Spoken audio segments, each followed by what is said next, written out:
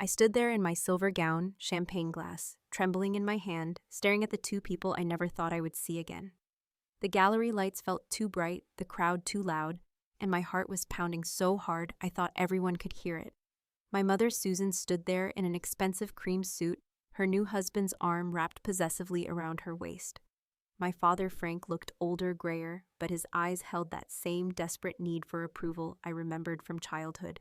They had just walked into my gallery, opening my first major solo exhibition in Boston, as if they had every right to be there, as if they had not told a family court judge 11 years ago that they did not want me, as if they had not traded me away like a broken piece of furniture neither of them wanted to keep. Susan smiled at me, that practiced social smile she used for her country club friends, and said in a voice dripping with false sweetness, "Maya, darling, I am so proud of you." Frank stepped forward, his hands clasped together like he was praying. "I know I messed up, but you will always be my daughter. Can we start over?" The room seemed to hold its breath. David and Isabella Rossi, my real parents, the ones who had saved me, stood just behind me. I could feel their steady presence, their silent support.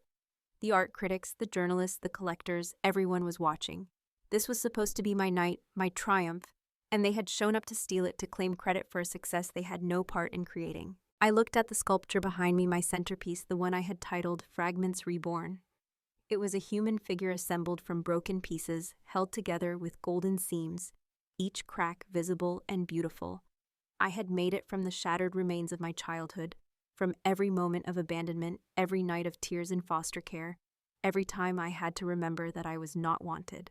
If you are enjoying this story of resilience and finding family in unexpected places, please hit that like button, subscribe to hear more stories of survival and triumph, and leave a comment below about a time when you had to stand up for yourself.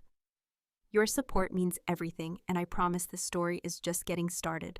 Now let me take you back to where it all began, to the night my world exploded into a million pieces. I was 14 years old, and I was trying to shield my 9-year-old sister Lily in the corner of our kitchen while my parents screamed at each other.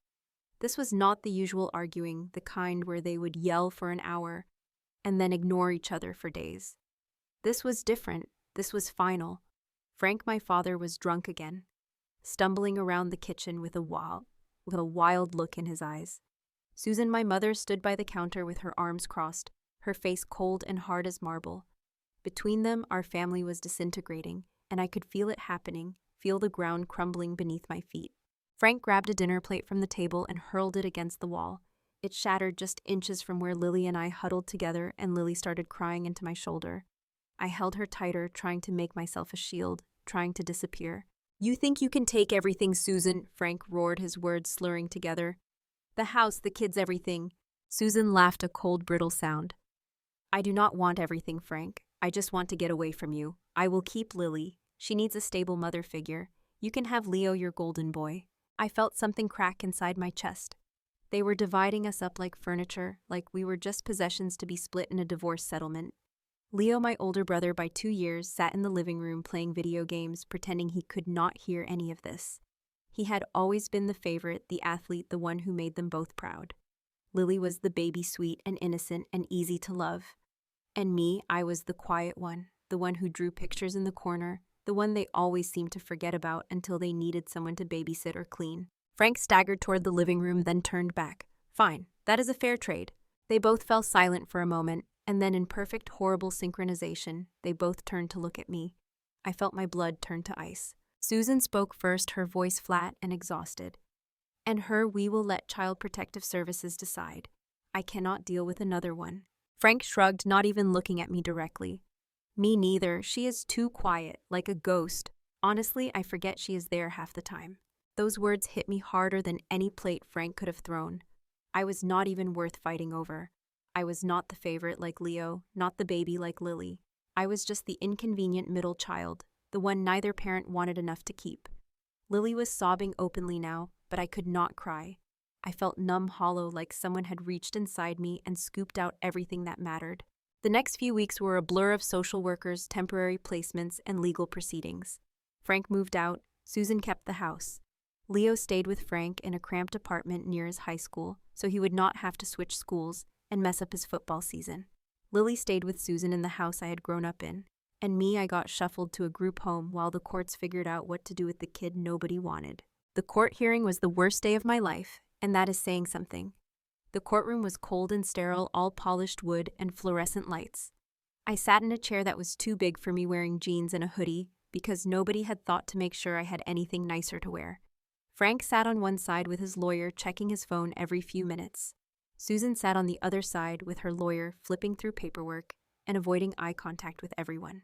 Leo sat next to Frank, looking bored and slightly annoyed that he had to miss football practice for this. Nobody sat next to me. A social worker I had met once, maybe twice, read from a report in a flat, monotone voice. She talked about family dynamics and placement options and stability factors. She talked about me like I was not even in the room, like I was a case file, instead of a person. The judge, an older woman with sharp eyes and gray hair, listened patiently, making notes. Finally, she looked up at me. "Maya, is there anything you would like to say?" I had been silent for weeks. Silent in the group home, silent with the social workers, silent with the lawyer they had assigned to represent my interests. But something inside me broke open in that moment. I stood up, my legs shaking, and looked directly at Frank and Susan. "Why does not either of you want me?" My voice came out louder than I intended, echoing in the quiet courtroom. Frank finally looked up from his phone. Susan froze, her pen hovering over her legal pad. The judge leaned forward slightly. "I did everything you asked," I continued, and now my voice was shaking, but I could not stop. "I took care of Lily when you two were fighting. I got good grades. I never complained. I tried to be invisible because I thought that was what you wanted. But it was not enough, was it? I was never going to be enough." Frank opened his mouth, but nothing came out. Susan looked down at her papers. Leo shifted uncomfortably in his seat. Nobody answered me. That silence was the only answer I needed. The judge declared that I would enter the state foster care system. Frank and Susan both signed the papers without a word. They left separately, neither one even looking back at me. Leo left with Frank already texting someone on his phone. The social worker touched my shoulder and said something about how it would all work out, but I did not hear her. I was too busy watching my family walk away from me forever. They placed me with the family named Henderson.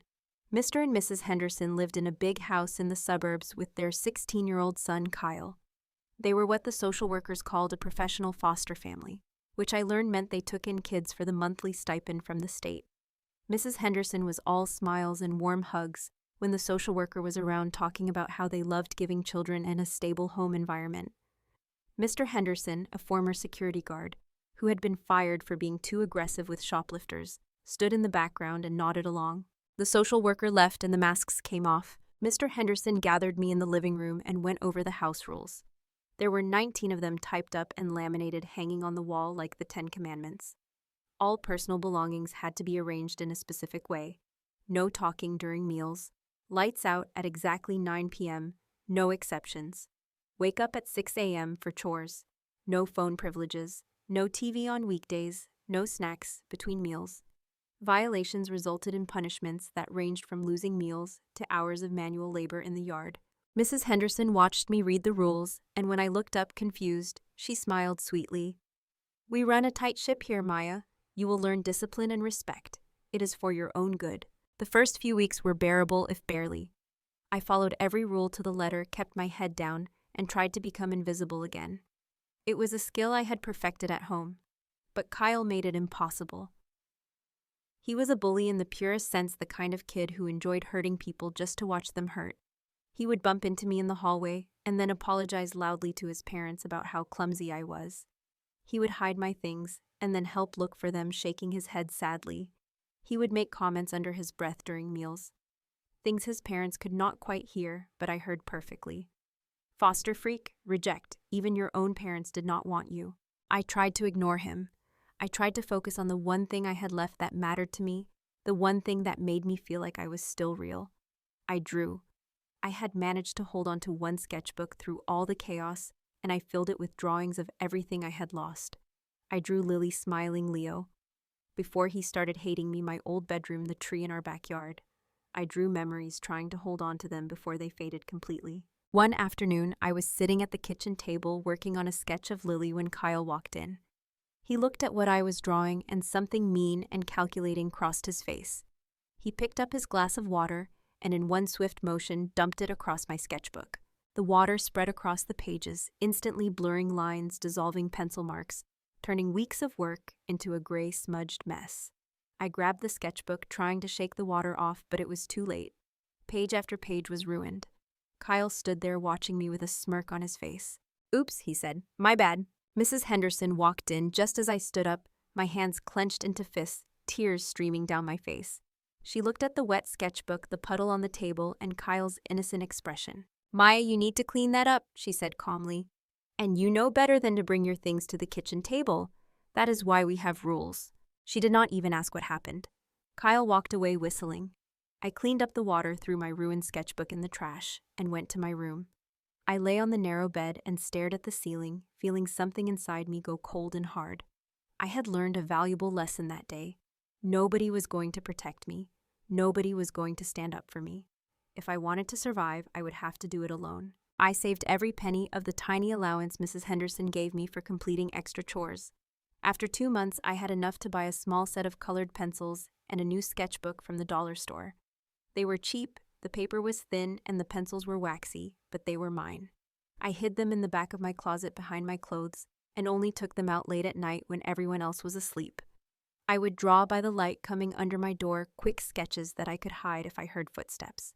Kyle found them anyway. I do not know how. Maybe he had been going through my things when I was at school. Maybe he had been watching and waiting for an opportunity.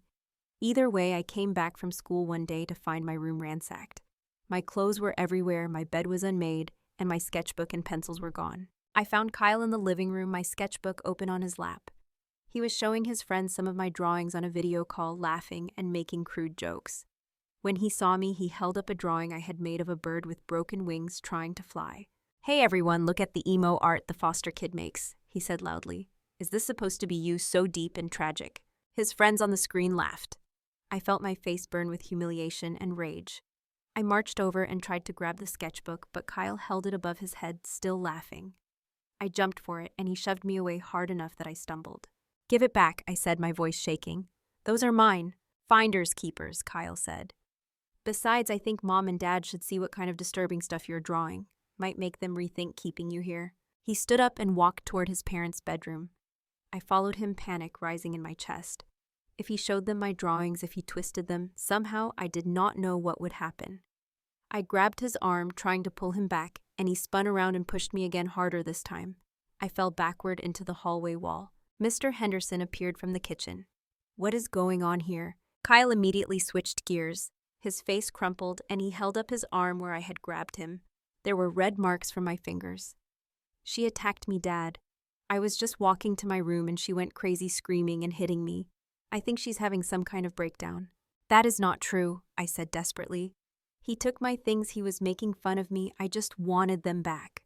Mr. Henderson looked at me with cold eyes. He looked at the red marks on Kyle's arm. He looked at his son, who was now playing the victim perfectly, his eyes wide and scared. "Kyle, go to your room, Maya living room, now." Mrs. Henderson joined us and they called CPS. I sat on the couch still shaking while they explained to the social worker on the phone that I had become violent and aggressive, that I had attacked their son without provocation, that they no longer felt safe having me in their home. They said they had tried their best, but I was clearly too damaged, too troubled, too much for them to handle. The social worker arrived within an hour. She looked tired and overworked, carrying a clipboard and wearing a concerned expression that did not quite reach her eyes. The Hendersons gave their statement, presenting themselves as the innocent, well-meaning foster parents who had tried to help a troubled girl. Kyle showed the social worker the scratches on his arm, which he had clearly been picking at to make them look worse. They showed her my room, which was still messy from where Kyle had tossed everything around, and implied that this was evidence of my unstable mental state. Nobody asked me for my side of the story until we were in the social worker's car, driving away from the Henderson house. By then, it did not matter. The report had already been written. I was labeled as a problem child, prone to violent outbursts, difficult to place. The social worker, her name was Jennifer, asked me a few perfunctory questions, but I could tell she had already made up her mind. In her world, foster parents were always right, and kids like me were always the problem. They took me to a group home, a temporary holding facility for foster kids who were between placements. It was a large institutional building that smelled like disinfectant and microwaved food.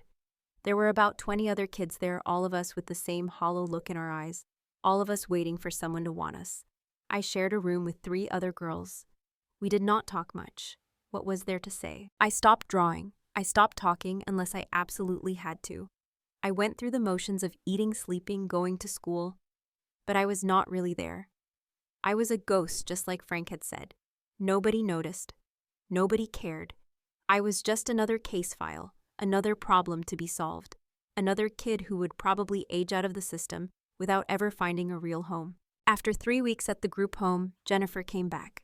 She said she had found a new placement for me, a couple named David and Isabella Rossi. She said they were experienced with kids who had been through trauma, that they were patient and kind, that this would be a good fit. I did not believe her. I had heard all of this before. But I did not have a choice, so I packed my few belongings into a garbage bag and got into her car. The Rossi house was in a quiet neighborhood with tree-lined streets and well-kept lawns. It was a 2-story colonial with blue shutters and a front porch. David answered the door. He was tall and lean with graying hair and kind eyes behind wire-rimmed glasses. He taught literature at a local college. Isabella appeared behind him, petite and elegant, with paint-stained fingers and silver-streaked dark hair pulled back in a messy bun. She was an artist, a painter who sold her work at local galleries. They welcomed me inside without any fuss. Isabella showed me to my room, which was on the 2nd floor, bright and clean, with a big window overlooking the backyard. There was a bed, a desk, a bookshelf, and a dresser. It was simple and plain, but it was mine, at least for now. "We are glad you are here, Maya," Isabella said softly. Her accent was slight Italian musical. "We want you to feel at home. If you need anything, just let us know." I nodded but said nothing. I had learned not to trust kindness. It always came with conditions, with expectations, with a price. Isabella seemed to understand. She did not push. She did not ask me questions or demand that I smile or pretend to be grateful. She just showed me where everything was and left me alone. Dinner that night was awkward. David asked me a few gentle questions about school and my interests, but I gave one-word answers. Their son Marco was away at college, but he called during dinner and said hi to me on speakerphone. He sounded friendly and genuine, which only made me more suspicious. After dinner, I went straight to my room and locked the door. I lay in the unfamiliar bed in the unfamiliar room and waited for the other shoe to drop.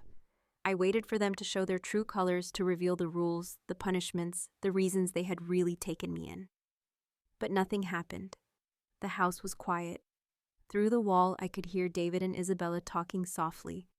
The sound of dishes being washed, the creak of old floorboards, normal sounds, safe sounds. The next morning, Isabella knocked on my door and told me breakfast was ready. I came downstairs to find pancakes and fruit on the table. David was reading the newspaper. Isabella was sketching something in a notebook. They included me in the conversation naturally without demanding my participation. When breakfast was over, Isabella mentioned almost as an afterthought, "There is an art studio in the basement.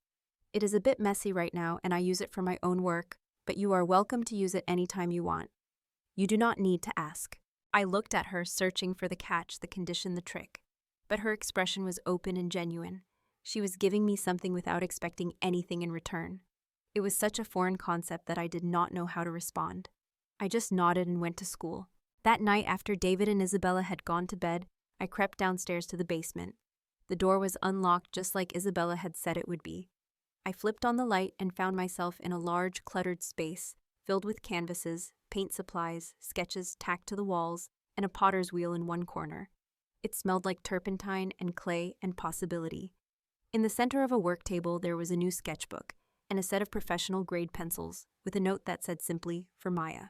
I picked up the sketchbook, my hands shaking. I opened it to the first clean white page. I picked up a pencil, and for the first time in months, I drew. I drew the bird with the broken wings again, but this time, I gave it a perch to land on, a safe place to rest. I drew for hours until my hand cramped and my eyes burned with exhaustion.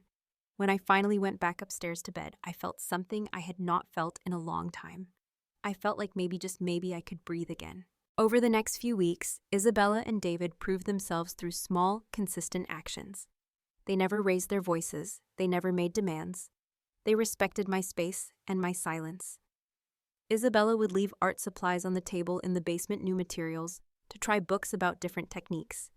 David would leave novels on my nightstand, stories about resilient characters who survived impossible odds. Marco called regularly from college, and talked to me like I was his actual sister, asking about my art projects and telling me about his classes. They built trust brick by brick, moment by moment, never rushing me, never pushing too hard. Slowly, I began to open up. I started eating meals with them without feeling like I had to escape immediately afterward. I started answering their questions with more than one word. I started spending more time in the art studio, experimenting with different mediums. Isabella taught me how to work with clay, how to build sculptures from coils and slabs. I found that I loved the tactile nature of it, the way I could shape something broken into something whole with my own hands. One night I was working on a sculpture, a human face split in half with a visible crack running down the center. I was trying to smooth the crack away to hide it, but it kept reappearing no matter what I did. Isabella came down to the studio, ostensibly to work on her own project, but I knew she was checking on me. She watched me struggle with the sculpture for a few minutes, then came over. "Why are you trying to hide the crack?" she asked gently. "Because it is broken," I said. "It is not supposed to have cracks." Isabella smiled and disappeared upstairs. She came back with a book about kintsugi, the Japanese art of repairing broken pottery with gold lacquer. She showed me pictures of bowls and vases that had been shattered and pieced back together the golden seams, highlighting the breaks instead of hiding them. "They believe that the breakage and repair are part of the object's history," Isabella explained. "The cracks do not make it less valuable. They make it more beautiful, more unique. The imperfection is what gives it character." I looked at the pictures, then back at my sculpture. I picked up a small brush and some gold paint. Instead of hiding the crack, I traced it with gold, making it a feature instead of a flaw.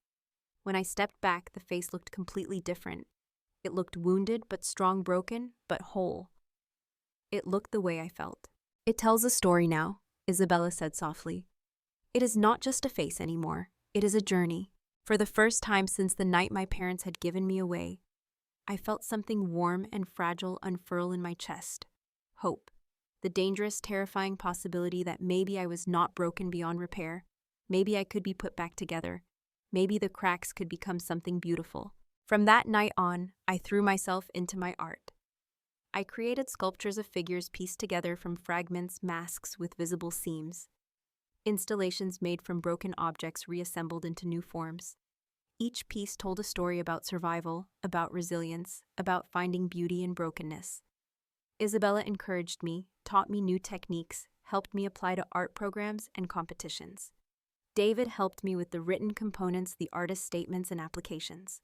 Marco sent me messages of encouragement and came home on weekends to help me photograph my work for portfolios. They never asked me to call them mom and dad. They never tried to replace the parents I had lost, or more accurately, the parents who had lost me. But they gave me something more valuable. They gave me a family built on choice, on commitment, on unconditional love. When I turned 18 and aged out of the foster system, they formally adopted me. Maya Rodriguez became Maya Rossi, and for the first time in my life, I felt like I belonged somewhere. I went to art school on a full scholarship, majoring in sculpture and mixed media. I worked constantly, pouring all my pain and anger and hope into my creations. My senior thesis exhibition, titled Fragments, got attention from local galleries and art critics. A gallery in Boston offered to represent me. After graduation, I moved into a small studio apartment, set up my workspace, and started building my career. Isabella and David helped me move Marco, helped me set up my equipment, and they all stood back and marveled at what I was creating. By the time I was 25, I had made a name for myself in the regional art scene. My sculptures were selling, my installations were being featured in group shows, and I had a solo exhibition coming up at one of the most prestigious galleries in Boston. The exhibition, which I titled Fragments Reborn, was the culmination of everything I had learned, everything I had survived, everything I had become. The centerpiece was a life-size human figure, assembled from broken pieces of metal, ceramic, glass, and found objects all held together with visible golden seams. It represented me, my journey from broken to whole, from abandoned to chosen. The night of the opening was electric. The gallery was packed with collectors, critics, fellow artists, and supporters. Isabella and David were there, dressed up and beaming with pride. Marco had driven up from New York, where he was working in publishing. My work lined the walls, each piece telling a part of my story. I wore a silver dress that Isabella had helped me pick out, and for the first time in my life, I felt confident, powerful, in control of my own narrative. I was talking to a collector about one of my mask series when I saw them. Frank and Susan walking through the gallery entrance like they had every right to be there. Frank looked older and more tired, his face lined with age and regret. Susan looked polished and put together, her new husband, a man I had never met, at her side. They were scanning the room, looking for me. My first instinct was to run, to hide, to disappear, the way I had learned to do so well as a child. But then I looked at the sculpture behind me, at Fragments Reborn, at the representation of everything I had overcome. I looked at Isabella and David, who had moved closer, their presence a silent reassurance. I looked at my art, my achievements, my life that I had built from nothing. And I realized that I was not that scared 14-year-old girl anymore. I was not the ghost in the corner, the forgotten middle child, the foster kid nobody wanted. I was Maya Rossi, artist, survivor, fighter, and they had no power over me anymore. Susan spotted me and started walking over, her practiced smile firmly in place. Frank followed, his hands shoved in his pockets, looking uncomfortable. I stood my ground, my champagne glass steady in my hand, now watching them approach. "Maya, darling," Susan said when they reached me. "Look at you. Look at all of this. I am so proud of you." The words were hollow, meaningless, and we both knew it. Frank cleared his throat. "Maya, I know I messed up. I know I was a terrible father, but you are still my daughter. I have been sober for 3 years now. I have changed. I was hoping we could start over, maybe have a relationship." I looked at them, really looked at them, and I felt nothing. No anger, no pain, no longing for their approval. Just a cold, clear understanding of exactly who they were and what they wanted.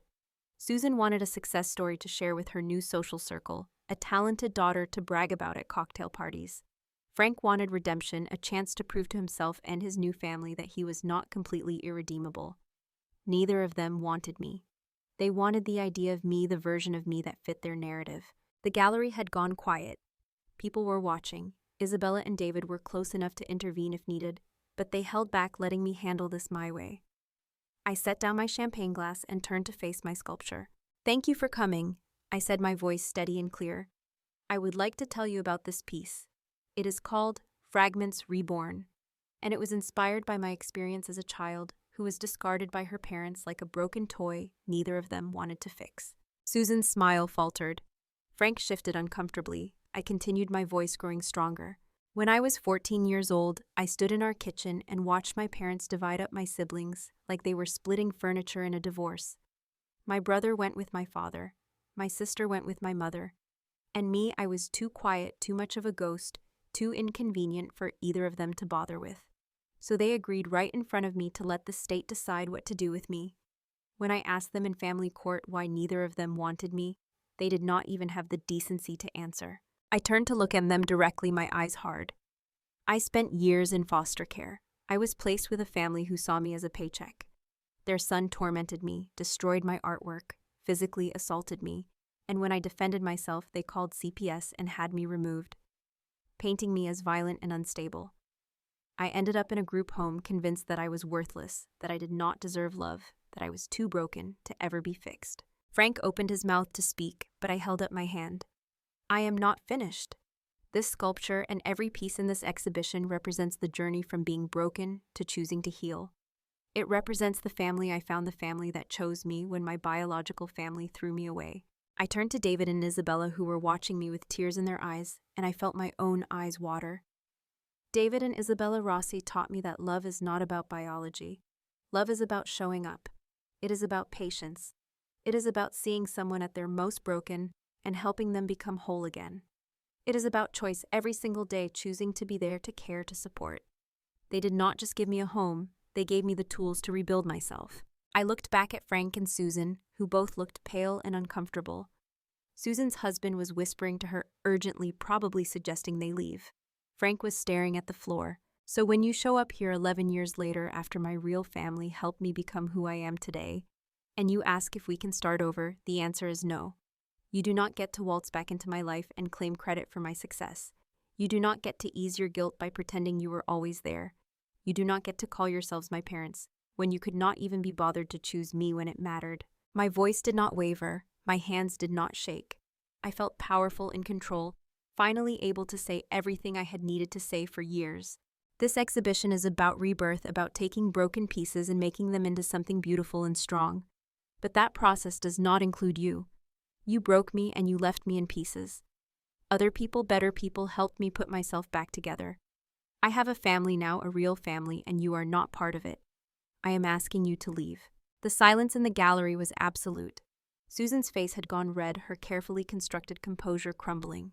Frank looked like he had been punched in the stomach. Susan's husband took her arm and began guiding her toward the exit. Frank followed, his shoulders hunched, not looking back.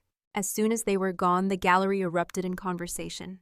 Several people approached me, collectors and critics and fellow artists, offering congratulations and support. But I barely heard them.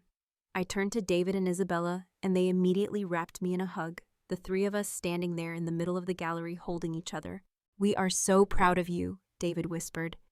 "Not because of your art, though it is extraordinary, but because of who you have become." Isabella pulled back and cupped my face in her hands, her eyes searching mine. "Are you okay?" I nodded, and I realized with surprise that I was. I was better than okay. I had faced the people who had hurt me most, and I had not crumbled. I had not retreated. I had stood my ground and told my truth, and the world had not ended.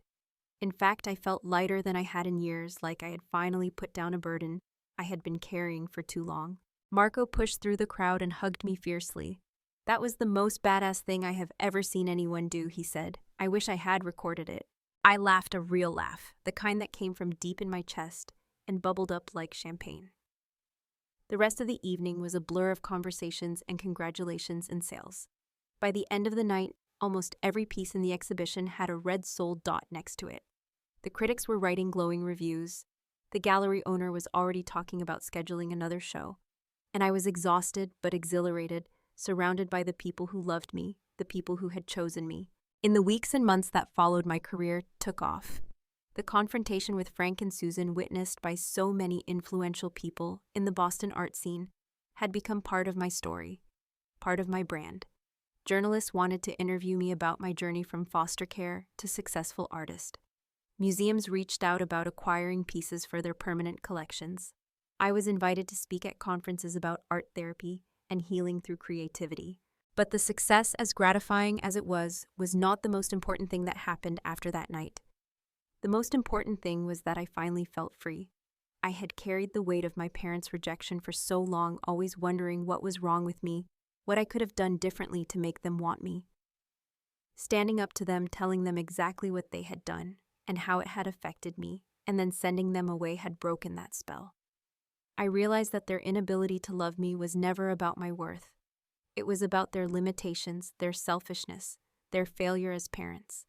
I had spent years trying to make myself small enough, quiet enough, perfect enough to be loved, when the truth was that the problem was never me. I started using my platform to advocate for foster children. I partnered with local organizations that supported kids in the system. I began teaching free art workshops at group homes and foster care facilities, bringing supplies and spending afternoons with teenagers who reminded me so much of my younger self. I saw the same hollow look in their eyes, the same defensive posture, the same desperate attempt to protect themselves from more disappointment. I understood them in a way that most adults could not, and I tried to give them what Isabella had given me, a safe space to create without judgment, without expectations, without conditions. One Saturday afternoon, about 6 months after my exhibition, I was teaching a workshop at a group home across town. We were working with clay, making small sculptures of things that made us feel safe. Most of the kids were struggling not with the technique, but with the concept. Many of them could not think of anything that made them feel safe. I was helping a quiet 13-year-old girl figure out how to smooth the surface of her piece when someone knocked on the doorframe. I looked up and nearly dropped the clay tool I was holding. Lily stood in the doorway, 19 years old, now taller and more mature than I remembered, but still unmistakably my little sister.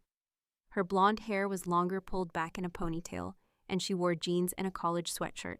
She looked nervous and hopeful and scared all at once. "Maya," she said tentatively, "I hope it is okay that I came. I saw on your website that you teach here on Saturdays. I have been wanting to talk to you for so long, but I did not know if you would want to see me." I set down the clay tool and stood up, my heart pounding. The other kids in the workshop were watching us curiously. "Of course I want to see you," I said, my voice catching. "I have missed you so much." Lily's face crumpled with relief, and she crossed the room in 3 quick steps and threw her arms around me. I hugged her back, and suddenly we were both crying, making a scene in front of a room full of teenagers who pretended not to notice. When we finally pulled apart, I introduced Lily to the group and asked if she would mind helping with the workshop. She agreed immediately, and for the next 2 hours we worked side by side, helping kids shape their visions into clay. Lily was good with them, patient and encouraging.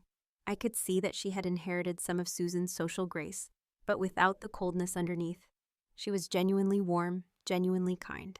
After the workshop ended and the kids had left with their sculptures carefully wrapped in newspaper, Lily and I sat in the empty room and talked.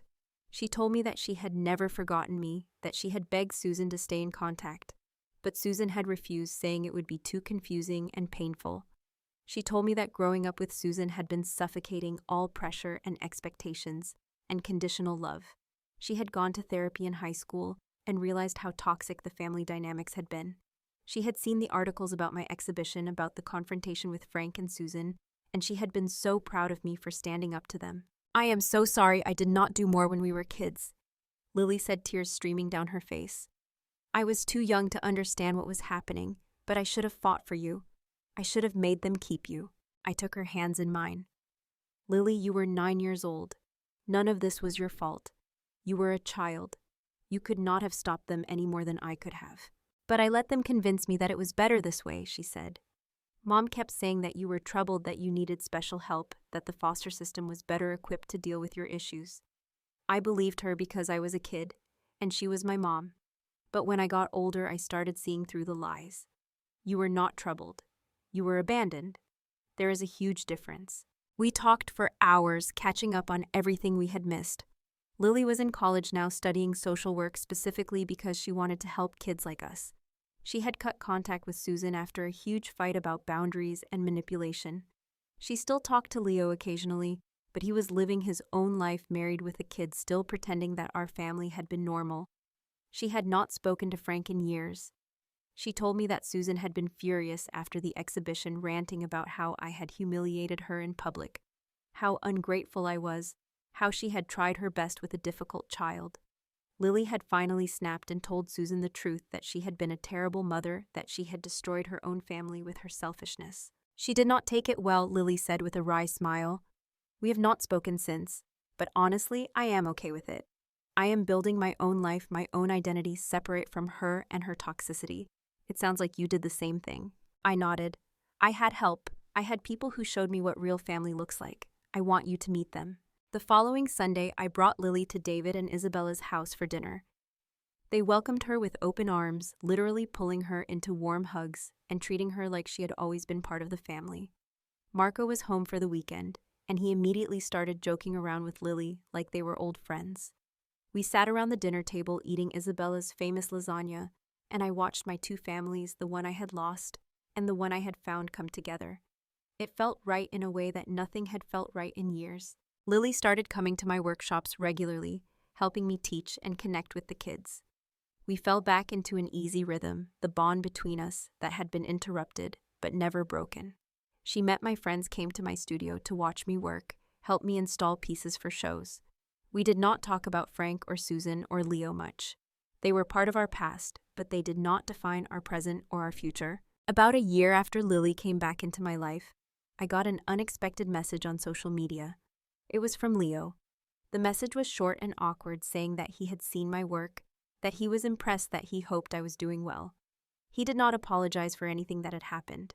He did not acknowledge his role in any of it. He just acted like we could pick up where we left off, like the past did not matter. I stared at the message for a long time, debating how to respond. Part of me wanted to ignore it, to let him sit with his guilt and his silence. Part of me wanted to write back and tell him exactly what I thought of him and his cowardice. But in the end, I realized that I did not need to do either of those things. Leo was not part of my life anymore, and I did not owe him anything, not my forgiveness, not my anger, not my energy. I deleted the message and moved on. By the time I turned 27, my life looked nothing like I could have imagined when I was that scared 14-year-old girl in family court. I had a successful career doing work that mattered to me. I had a family that I had chosen and that had chosen me back. I had reconnected with the one sibling who truly cared about me. I had used my pain to create something beautiful, not just in my art, but in the workshops and programs I ran for foster kids. I had taken my broken pieces and assembled them into something whole and strong and uniquely mine. I still thought about that night in the kitchen, sometimes the night Frank and Susan decided I was not worth keeping. I still remembered the coldness in their voices, the casual cruelty of their words. But those memories did not have power over me anymore. They were just part of my story. One chapter in a much longer book. The later chapters, the ones about survival and resilience and chosen family and using art to heal those, were the chapters that define me now. I opened my own studio space in a converted warehouse, a large light-filled area where I could work on bigger installations and teach regular classes. I hired 2 assistants to help me manage the business side of things and to help run workshops. One of them was a former foster kid herself, a talented painter who had aged out of the system and was trying to make it as an artist.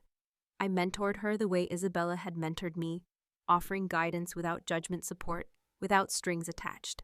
On the wall of my studio, I hung the very first sculpture I had made at Isabella's house, the face with the golden crack down the center. It reminded me every day of where I had been and how far I had come. Next to it, I hung a photo from my exhibition opening a candid shot that Marco had taken of me standing next to Fragments Reborn. My head held high, my expression confident and proud. That photo represented the moment I had taken my power back, the moment I had refused to be defined by the people who had hurt me. I thought about all the kids I had worked with over the years. Kids who came to my workshops carrying the same pain and fear and anger I had carried. Some of them would make it out, would find their Isabella and David, would build lives that honored their survival. Some of them would not. The system was broken in so many ways, and I could not fix it single-handedly.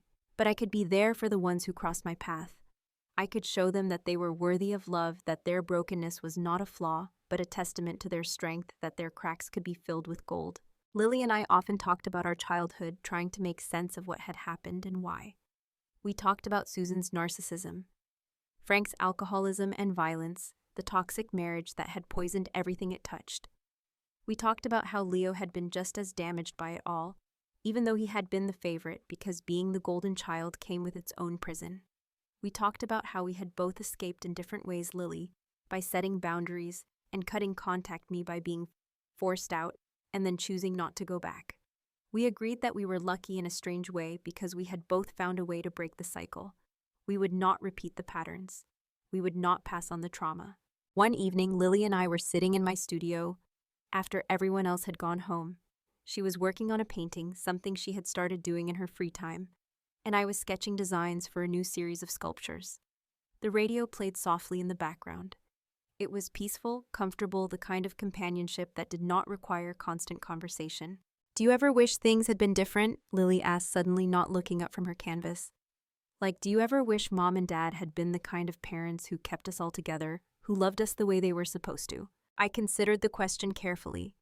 "Sometimes," I admitted. "But then I think about who I would be if that had happened. If they had kept me, if they had been different people, I would not have met Isabella and David. I would not have learned to see beauty in broken things.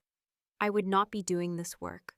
I would be someone else entirely, and I do not know if I would like that person as much." Lily nodded slowly. "I get that. I mean, I wish we had not had to go through all that pain. I wish you had not spent years in foster care being hurt and rejected. But you are right. We would not be who we are now. And I like who we are now." "Me too," I said, smiling at her. "We survived. That is not nothing." "It is everything," Lily said firmly. "We survived, and we are not just surviving anymore. We are actually living. We are building lives we love. We are breaking the cycle. That is a huge victory." She was right. It was a victory. Not the kind that came with a trophy or a ceremony, but the kind that mattered most, the quiet victory of choosing healing over bitterness, of choosing connection over isolation, of choosing to believe that we were worthy of love, even when the people who should have loved us first failed to do so. Now, years later, I stand in my studio, surrounded by my latest work, preparing for another major exhibition. This one is different from Fragments Reborn. That exhibition was about my personal journey, my individual healing. This one, titled Chosen, is about the families we create, the bonds we forge by choice, rather than by blood. It features portraits and sculptures of foster families, adoptive families, chosen families of all kinds. Isabella and David are featured prominently, of course, but so are the families of some of the kids I have worked with, the people who stepped up when biology stepped back.